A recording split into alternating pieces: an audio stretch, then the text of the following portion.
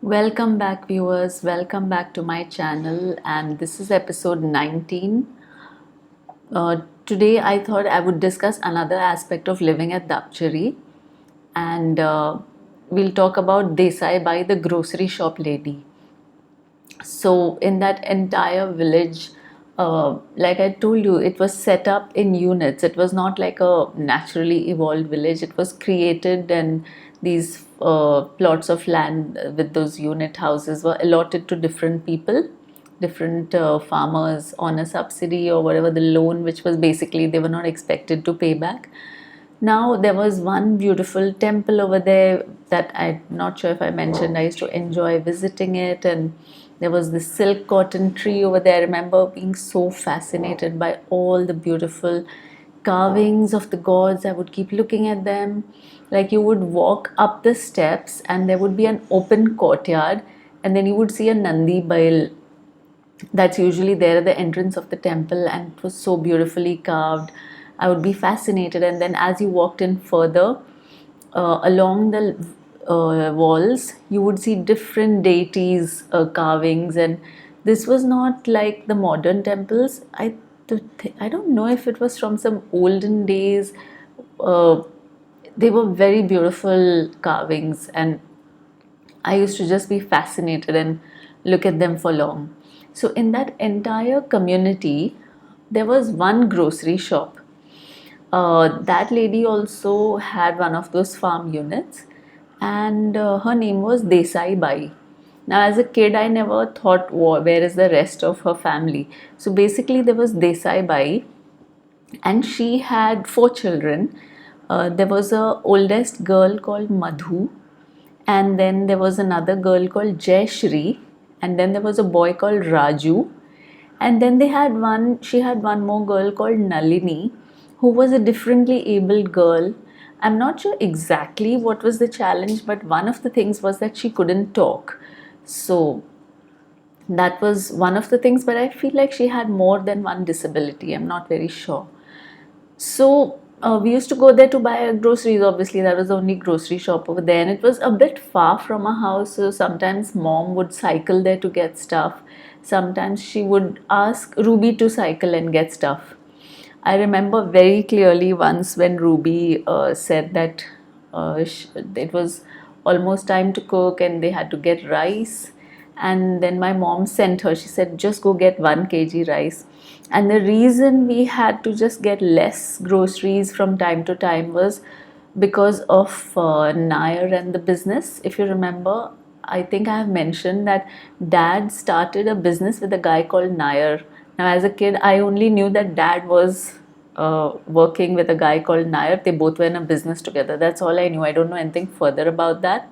And of course, there was the dairy and poultry that they were doing, but yeah, I remember one guy would come and he had this measuring instrument. He would put little bits of milk in it, and then he would start rolling a handle, and then the milk would roll really fast in those little containers. And then after some time it would come to a standstill, and you could see how much fat was in each of the milk little containers, and then he would decide the rate which he would pay you for the milk based on that. So every evening, like morning and evening, there used to be milk collections. So mom, dad, dada, they would be like milking the cows and gathering all the milk twice a day. I feel that's a very difficult way to manage your living and kind of precarious also. Anyway, so that was what they were doing. And apparently, what I hear is that Nair never, this is what mom said, that we never saw a penny of our investment after we invested it. And mom said that Nair was always thriving. Like they had lots of things in their house. They ate the best of foods, the most expensive foods. They were always cooking non-veg, like they were buying expensive stuff. So mom would ask dad, what about money for us? Nair seems to have a lot of money. What about us? And I don't know what dad would say, but apparently we never saw a penny of our investment from that business. So we were kind of always living with less money. So I remember we would even visit Desai Bai socially. My mom just likes to visit with everyone. She's a very social person. She kind of thinks everyone's her friend. I think even dad probably thinks that. And then they just stay in touch with people. They go after years, they keep on driving to places to visit people and see how they are. So that's what they do. So I remember we would even like walk. It was far, but some evenings as a family we would just walk up to Desai Bai's place and we would just hang out with them, and then go back home. I mean, what entertainment did you have over there in the evening? You socializing is what you did, I guess. So I remember one evening we went to their house and Raju was crying, and I had never seen Raju cry. These were older kids, like we were little. Definitely, I was below 10 at this point. That's how I remember it.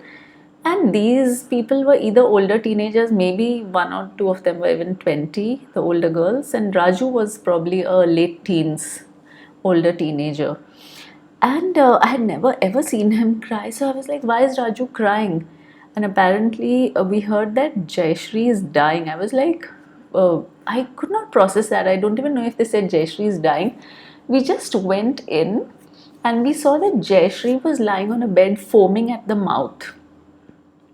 So this did not make any sense to me. I was like, why is Jayashree this way? And then we suddenly realized, like, then mom said, oh my god, I don't think she's gonna make it. Like, Raju was just holding her hand and crying, and I could not understand what was going on. And then I think mom said that she's committed, so taken something, she's eaten something that's going to kill her. So kind of she had committed suicide, but she was still alive. She was still lying in the bed, foaming at the mouth, still alive. And I remember I started crying and I was like, why is Jayashree dying? So, one thing I clearly remember is that of all the people I had seen till that point in my life, uh, Jayashree was one of the most beautiful people I had ever seen. She was extremely beautiful, and I was like, wow, this person is so beautiful. She had the classic signs of beauty, all those face proportions or whatever. What I can remember is that she was extremely beautiful, and she was probably the most beautiful person I had seen till that point in my life. And I was feeling very sad, and then slowly she passed away. And then later, years later, mom said that Jayashree Bai had been prostituting her daughters. So then it made sense. So I guess Jayashree couldn't take it anymore. I don't know what the poor girl went through. I don't even know whether she was 20 yet. And I'm sure she was traumatized by whatever experiences were happening. I don't know if she was pregnant. And when I come to think of it, there was no man living with them. Now I don't know whether I should judge Desai Bai. I don't know what that woman went through to reach that point in her life. Did she have a husband? Did she not have a husband? I don't remember. I was a kid and I was seeing everything from a kid's perspective. So yes, I was extremely sad about Jayashree, and then later, years later, when I heard about what actually happened, I was horrified, absolutely horrified that that is what happened, that the poor girl could not live out her life because her mom was prostituting her. Heaven knows what experiences she went through. Um, but then years later, I do remember that Madhu had gotten married. The oldest daughter had gotten married, and mom likes to stay in touch with everyone. So we're talking about before we had even landline phones. This was the time of before phones, before Google, before all of this. I mean, obviously, some people in some places had phones, but a middle class average person had an average waiting time of about 7 years after booking a phone. You were supposed to book a phone with the government and forget about it. Like, heaven knows when those lines would come to your area. So, we're talking about those times. So, still, mom would keep track of people. She would write letters, and if she knew where someone was, she would try to visit. So, I remember Madhu had gotten married and moved to Bombay, and then we did go and visit. She showed us her house. So, that was a happy memory of at least one of the kids had a good life, I assume, afterwards. And about Nalini, I don't know what happened to Nalini, but I have a very clear memory of once when we were given something to drink, probably hot milk, I'm not sure, but it was a hot drink. I don't know if it was tea or milk. And it was a steel glass, I guess, and Nalini held the glass and it was too hot for her hand. And I remember she made noises and indicated with gestures that please take the glass, it's too hot. She had nothing to kind of hold it with. She was holding it with her bare hands and her hands were burning. And I remember feeling very impressed that, I mean, I was not sure exactly what disabilities she had, whether it was a mental disability or just that she couldn't talk. But I remember being very impressed that in spite of what happened, like her hands were burning, Nalini didn't let go of the glass. She was such a good girl that she kind of brought it to the attention of others that please take this glass from me, but she didn't drop it and spill the stuff. So I remember being touched by how nice Nalini was. So these are my memories of Desai Bai's family, and I thought I would share with you because this was part of my growing up story. I randomly one day we socially visited someone and we witnessed a person dying. We witnessed a suicide in action, like not exactly like in action, but yes, I was there watching a girl slip away and die. So that happened, lived through all, my God, what all we've seen. As a little child, I don't even know what to say, what to do. So, but I did want to share this as one of the experiences I had as a little child. So that was today's episode on Desai Bai's story, and I hope you enjoyed listening to my episode. Please do subscribe and please click the like button if you like this episode. And I will see you soon in the next episode. Bye, viewers.